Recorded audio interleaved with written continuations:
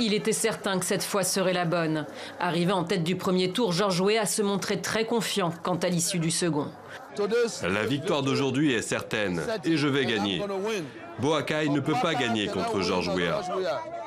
Pourtant, des matchs en politique, il en a perdu depuis qu'il a raccroché les crampons. En 2005, il réussit à se qualifier en finale de la présidentielle, mais il est sévèrement battu par Helen Sirleaf. En 2007, l'enfant des bidonvilles suit des cours aux États-Unis pour obtenir un diplôme du secondaire. Mais 4 ans plus tard, c'est la vice-présidence qui lui échappe. Les accusations de fraude n'y changent rien. Sa première réelle victoire dans les urnes a lieu en 2014, lorsqu'il est élu sénateur de la province de Montserrado, la plus peuplée du pays, face à l'un des fils de la présidente.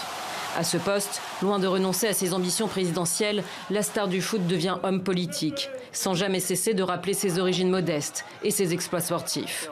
Car avant de bousculer la scène politique libérienne, George Weah a fait vibrer les plus grands clubs européens. Que ce soit à Monaco, Paris ou Milan, il s'est imposé comme un buteur hors pair. La consécration ultime arrive en 1995, lorsqu'il devient le premier et encore aujourd'hui le seul Africain à obtenir le Ballon d'Or.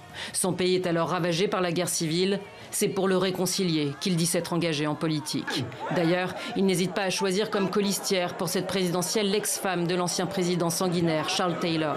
Âgé de 51 ans, Mr. George, devenu Mr. President, doit maintenant passer des paroles aux actes, prouver qu'il est capable de diriger et changer comme il l'a promis un pays hanté par les guerres et les épidémies meurtrières et gangréné par la corruption.